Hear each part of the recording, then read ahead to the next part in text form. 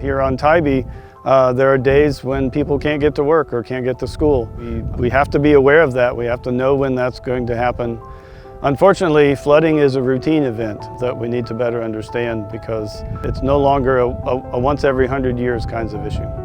And so our data is really helping to this community understand not just where water levels are today, but also think about where water levels are going to be in 20, 30, 50 years. This is not something that is going to be a 10 or 20 or 30-year problem down the road. This is something that's in this community's doorstep right now, threatening the lives and livelihoods of every resident in Chatham County. When it rains very hard, the streets flood, or sometimes the trash that's going to flow into the drains and stuff. So you want to make sure that's clean too as well. The people who live in and around the ports, for the most part, are people with low income and people of color. This is a perfect STEM project that they learn about the concepts in the engineering classes, but now they get to really use it for a real-world project. This could be really useful in a couple years. If the sea levels rise and Savannah could be in trouble, we can look at the data and see what to do. The map room is really a physical space and a social space in which people can come together, look at data that might be at first unfamiliar to them, but then see it in the context of their lives. Savannah is water, and water is Savannah.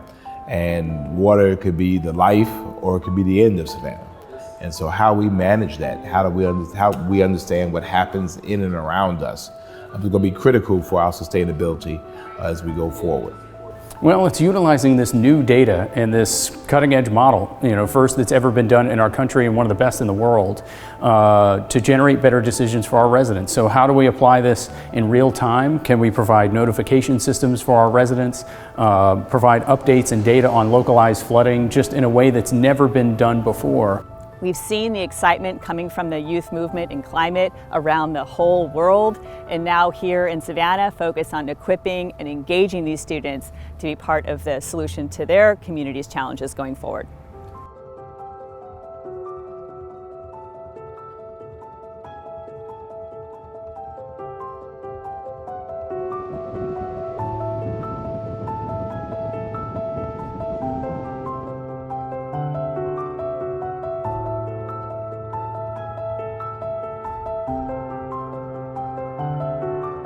The Smart Sea Level Sensor Project is a project that involves a partnership between Georgia Tech researchers and Chatham County and City of Savannah partners merged to tackle coastal flooding. What we're doing is we're installing real-time internet-equipped sensors across the county to relay data back on the status of water levels across the area, and our joint purpose is to keep people safe during increasing events of flooding across the county. We've seen a noticeable increase in the number of flood events here in Chatham County and really along the whole Georgia coast.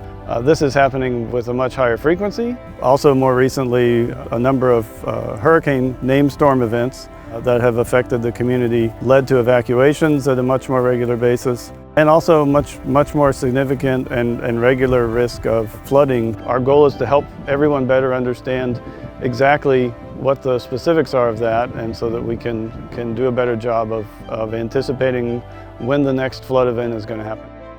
This is cutting-edge technology that's being applied in real time to our city, and this is going to help inform our decisions and save lives. I mean, it doesn't really get any better than that. So for Georgia Tech to come down here and offer this capability to our city, it's an incredible opportunity and one that I'm looking forward to growing into the future. We had one gauge that we're using to make decisions that was for coastal Georgia, and there's only one gauge for the entire coast, and now we have 43 just within Chatham County.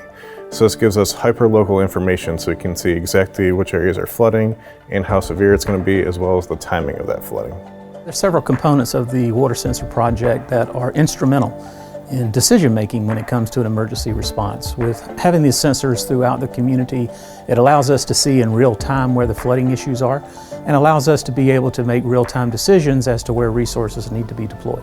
So we have 40 sensors deployed in the Chatham area right now to get that high density of monitoring that we're trying to do. And we actually have 30 more sensors that are being built as we speak. And so you think about the tourism industry, you think about the fishing industry. These are aspects where if you have a degraded environment because of coastal flooding that goes unmanaged, then you're going to have immediate impacts on the lives and livelihoods of residents here. And so going forward, we know the science tells us that this community should expect a minimum of 1 foot of sea level rise over the next decades, and possibly as much as 3 or 4 or 5 feet by the end of the century. This project is completely about the partnership with Georgia Tech and the local community at all levels, the cities, the counties. The partnerships that they have brought to the table and the investment that they have brought is critical for the success of this project. No one expert is going to be able to solve these problems. When you come together and you bring 2 different disciplines together, that's where the magic happens. That's where the solutions are going to come from.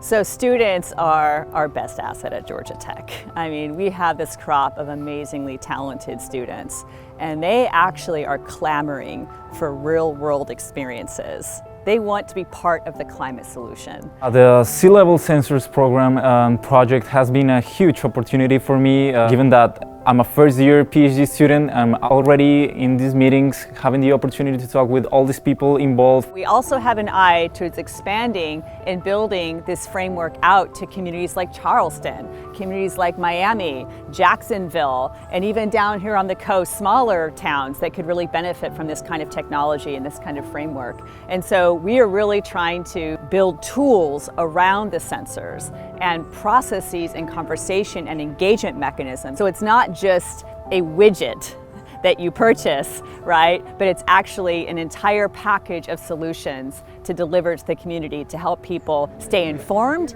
and help the community prepare. And to see really these world-renowned professionals and academicians to really take an interest in what's happening here locally, we're gratified for that.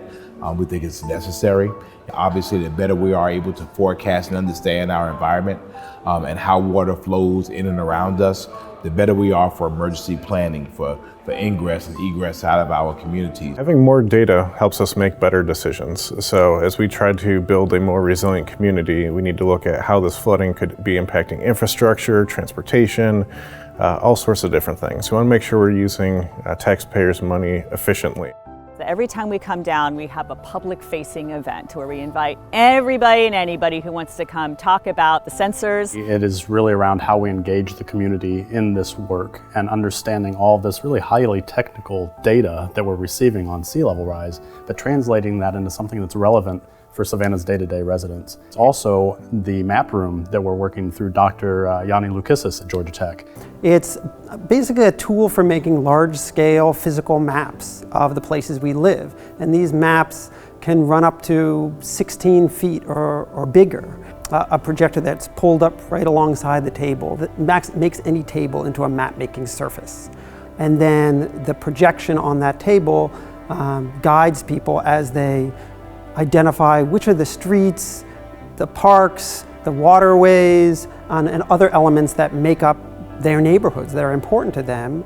And then they can turn on various data layers. That means they're kind of bringing up and superimposing onto what they've drawn data that might have been created by the city, by the county, by the federal government. This creates just a kind of a rich context for people to have all kinds of discussions about kind of what matters to them and how to make representations of the place they live that accurately represents their experience. I was excited about the awareness to sea level rise and how it impacts a coastal city like Savannah. And I think it's important that we have that discussion. The engagement and awareness that they talked about was critical to where we are with Savannah. I really want the citizens to really own this process, to feel like they're a part of it. We're also thinking about looking at future planning, use development, planning use development, taking all that into consideration for where we're going to put our infrastructure improvements, where we really make considerations as to where future housing units need to be or don't need to be. Well, right now, when we're doing forecasting or we're alerting our residents, it has to be done blanketed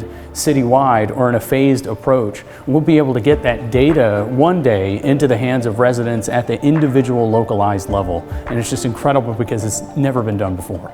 You have to remember where folks are coming from, where we've been in preparing for coastal sea level rise, which is we're not where we should be.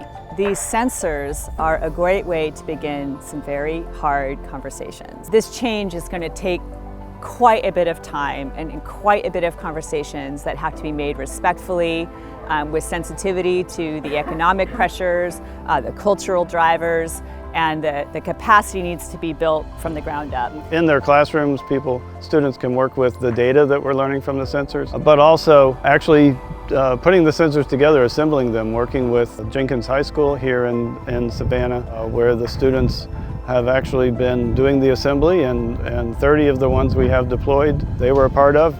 Here at Jenkins with the Smart Sea Level Project, after you get your initial assignments done, you get assigned to either soldering or getting the cases ready. So what I do is I just take the soldering iron, I just solder each braided wire into each board. Knowing that they have their hands on a project that could help people in the future is pretty important to them. We're not just doing this for immediate response, we're working on something that could have, future impacts 25, 30, 50 years from now. This allows us to get ahead of the ball game. It allows us to see areas that are actually flooding right now or have the potential to flood. We can monitor the water levels to see if they're rising, and we can go ahead and pre-deploy resources to those areas.